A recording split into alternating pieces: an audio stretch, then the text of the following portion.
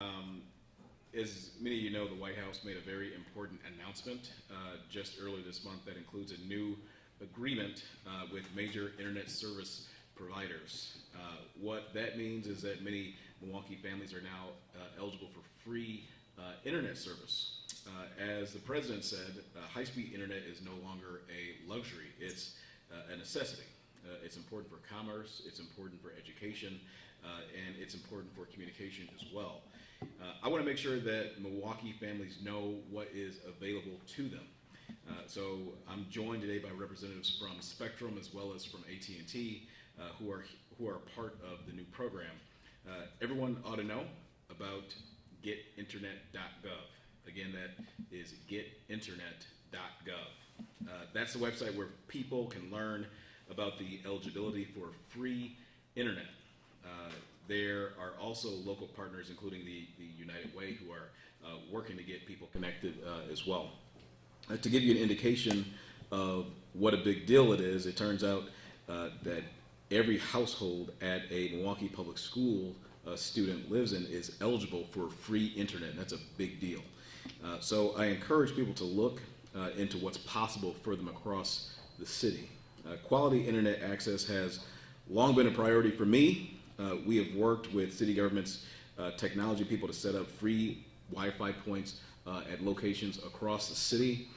David Henke of our Information Technology Department can share more about those details. The city's housing authority as well has been working with PCs for People, which gets support from Microsoft on free or low-cost internet access here at West Lawn Gardens on the northwest side of the city of Milwaukee. I want Milwaukee residents, again, connected and fully prepared to be engaged in the world that's around them. The work of these companies and the support from the federal government and local government as well are key in this. One way to look at the issue of quality internet access is through the lens of racial and economic equity. You know, I don't want my residents here in the city, including those with low incomes and people of color, to be at a disadvantage as they work to fully participate in life. And that's what this program is all about. So thank you, and with that, I'll invite others up to speak. Here with me, I'll invite up first, if you have comments, is Keith Posley, the superintendent of Milwaukee Public Schools. Then after that, Celeste Flynn of Spectrum, Dexter Hadnot of AT&T, Brian Malk of Tommy Hastings of PCs for People, David Henke, of course, from ITMD, who I mentioned before, and I think that's it. All right, so Dr. Posley, the floor is yours.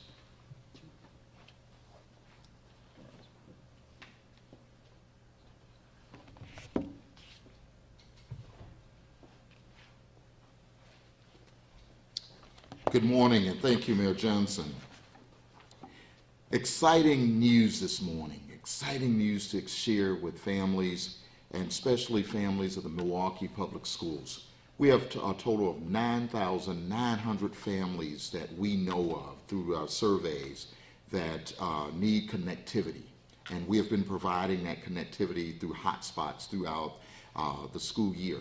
What a golden opportunity for our young people to get plugged in.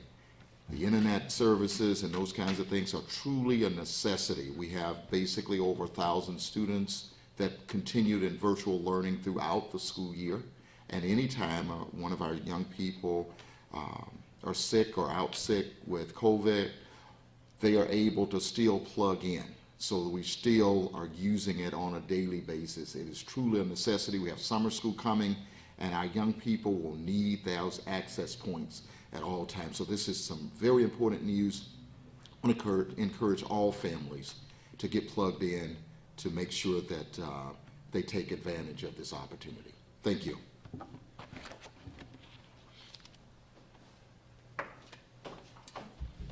Good morning. My name is Celeste Flynn, and I am the Director of Government Affairs for Charter Communications.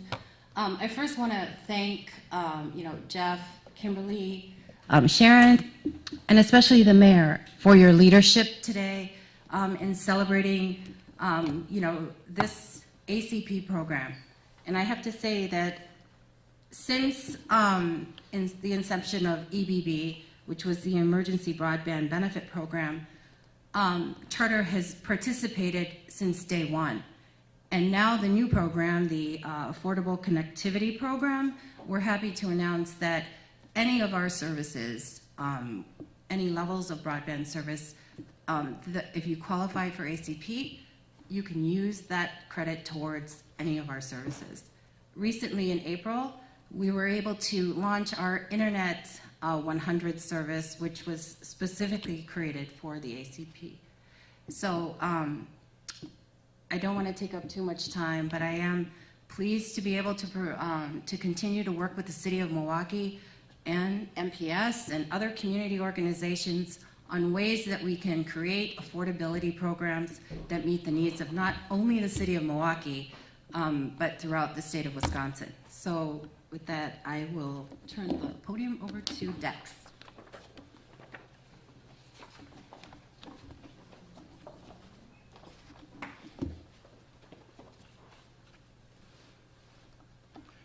My name is Dexter Hadnot. I am Government Affairs for AT&T here in Milwaukee. And first of all, I want to thank Mayor Johnson for his leadership on this important issue.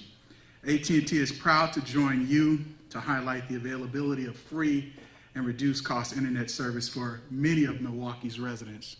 We echo the mayor's sentiments that the high-speed internet is not a luxury, but it is a necessity for all. We believe it's time for every American to experience the social, the economic, the health, employment, and educational benefits of universally scaled access to the internet. AT&T Fiber is available to 17 million customers in locations across our 21-state footprint. Our fiber footprint in Wisconsin includes parts of Milwaukee, including the neighborhood that we are in here today. We are planning to continue to densify our fiber in Milwaukee throughout 2022. We believe that we must work together as a community to help connect people who are in need the most. Internet is for all and requires partnerships between businesses and communities and government. And we're pleased to work with the mayor, the City of Milwaukee, the President's administration, Congress, and the FCC to ensure that everyone is and has accessible internet and affordable, sustainable broadband coverage. Thank you.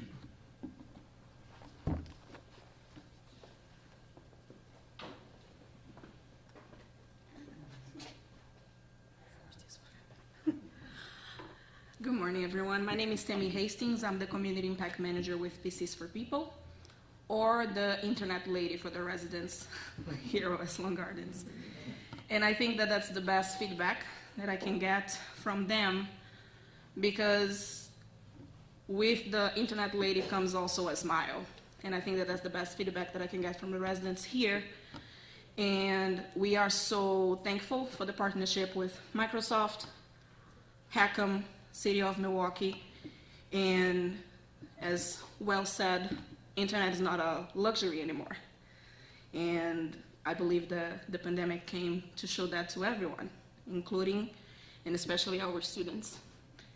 So for us, it's really important to be able to minimize the digital bridge that we have here in Milwaukee. So thank you.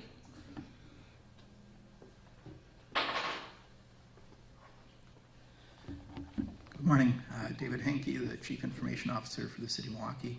And after everyone else has talked, I just want to reiterate how beneficial the Affordable Connectivity Program is, how wonderful it is, and I think as a standalone, but also complements other initiatives going on, as you've heard today, from all of the businesses, nonprofits, and other government entities, and I think the partnership has really been great. City of Milwaukee has done several things to complement the ACP. We've last year installed Wi-Fi at several city parks all around the city. As was mentioned, the Housing Authority here in West Lawn, in partnership with PCs for People, has a low-cost, or now complementing with the ACP program, no-cost broadband service We've also worked with PCs for People in the Lindsay Heights neighborhood to provide services there. And going forward, to finish up today, looking forward, we're also working with PCs for People to expand into other neighborhoods through grant opportunities with the state. We're continuing to explore opportunities with Spectrum with regard to gigabit service, subsidized gigabit service in targeted neighborhoods. The state of Wisconsin just last week applied for the federal BEAD program, BEAD, which is a broadband expansion program that will be upcoming in the future, and hope to partner with the state to take advantage of those resources in Milwaukee. And finally, with the United Way, as was mentioned previously, last week issued a RFP for a broadband feasibility study, which will explore other opportunities, what other options are out there for expanding options for all residents within the city of Milwaukee. So very much looking forward to what else is coming in the future. Thank you.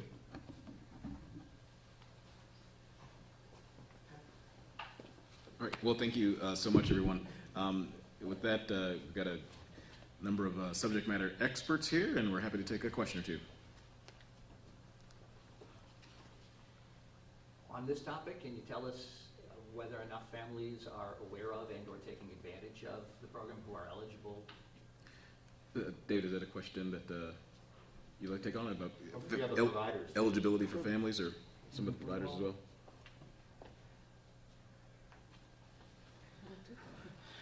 I know that a number of families have been taking advantage of this. I guess for exact numbers, I would defer to some of the providers as to what the take rates have been to date.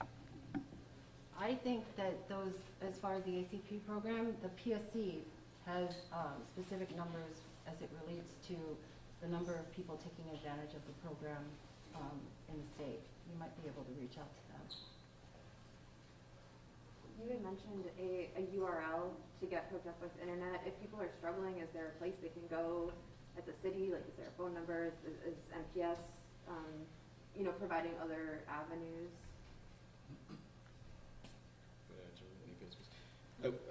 Before the superintendent answers on the MPS piece, I mean, if folks are having those sort of difficulties, they could always reach out at one of our libraries. I think would be an excellent resource, as well as our general catch-all number, 414-286-CITY. That's 414-286-2489 for that additional assistance. And if there's anything that the superintendent would like to add. The only thing that I would like to add is that basically we have about 73,000 families that are eligible, and we also have a help desk piece that's set up with the Milwaukee Public Schools that we can give a number, and Tom Cash is here because I don't know the number just right off the top of my head, but at some point we could get that number to you. But it's right on the district's website. All right, thank you. Are there questions on other topics? Mayor, I'd like to ask you about where we stand with the RNC bid. What's going on behind the scenes in order to try to get enough votes to pass that, move that bid forward? Where do you stand? Do you have enough votes, and is the RNC bid in jeopardy? I've consistently said that it's my expectation that the council will approve the contract. That continues to be my expectation, that the council will approve the contract. Obviously there is work to be done. We always knew that there would be work that would need to be done, and that work is happening presently. So I think that the RNC presents a tremendous opportunity for the city of Milwaukee. It's a $200 million economic infusion into our community to support existing businesses, to support businesses that are starting up, to support our workers that have been battered by COVID in the tourism and hospitality industry.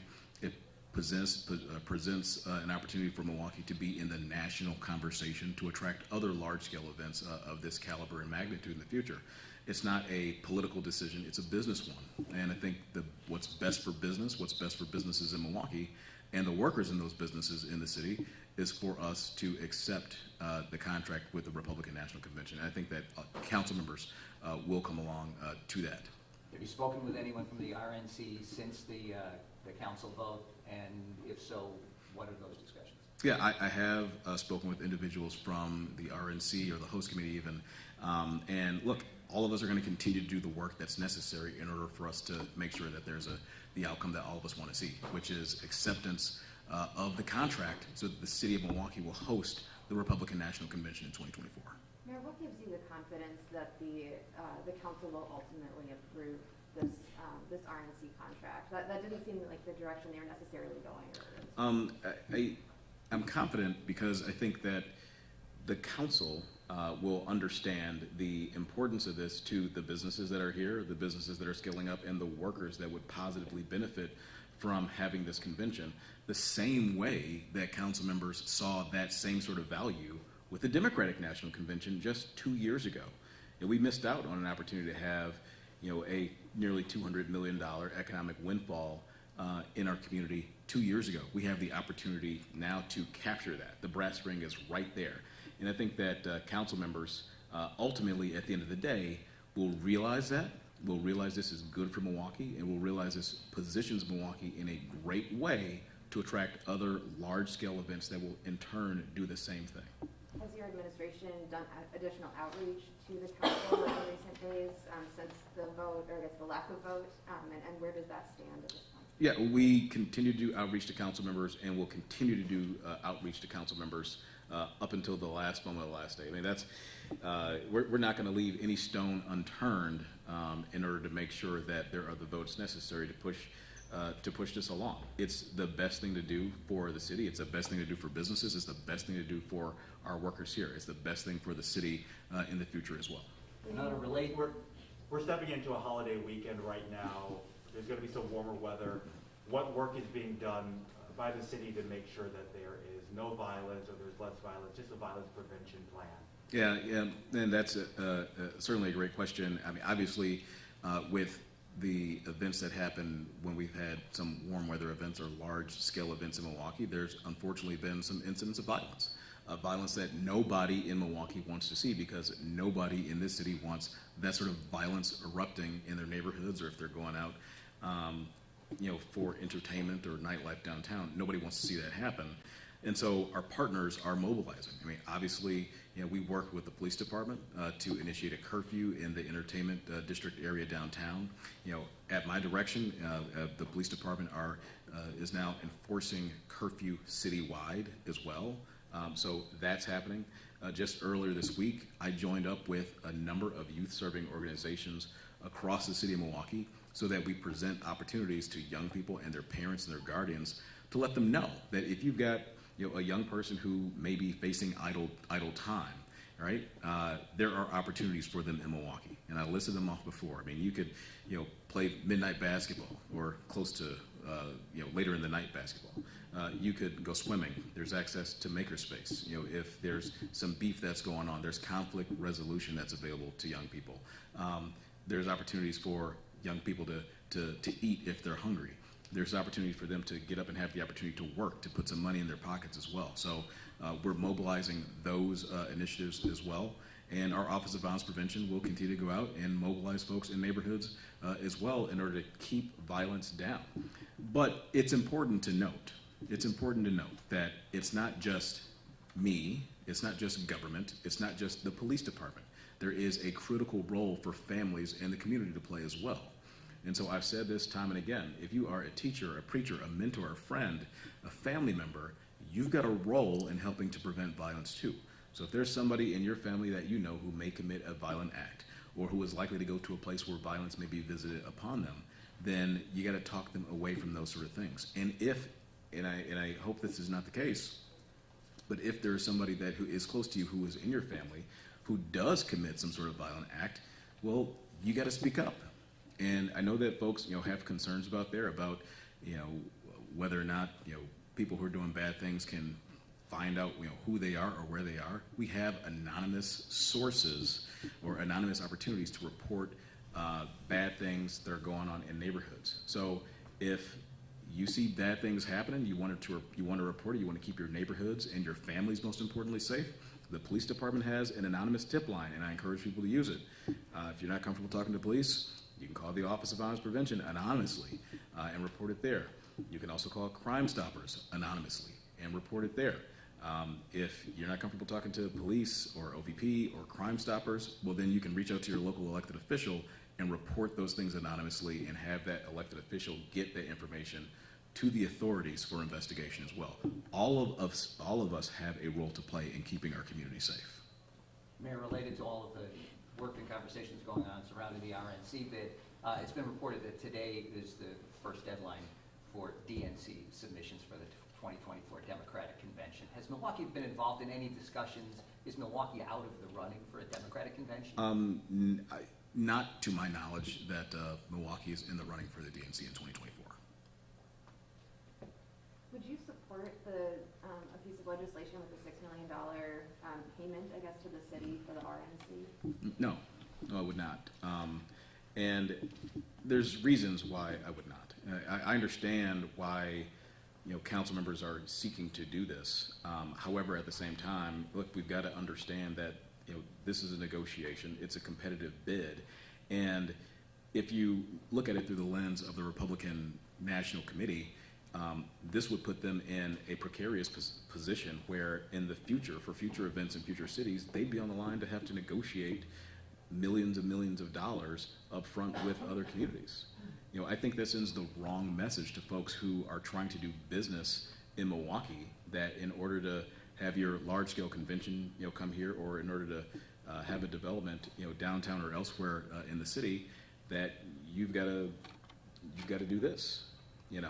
So no, I don't support putting it in there. I think it amounts basically to a poison pill that could kill the deal. And as all of you know, I actively have been working on the deal for months and want it to come to fruition for all the reasons that I just listed prior. So you would veto I guess the draft amendment, if the draft bill, if that were. We'll see what happens when it comes forward, but I can tell you now, inserting a dollar amount into this agreement, knowing full well that it would kill the deal, is a non-starter for me. All right, thank you, everybody. Thank you.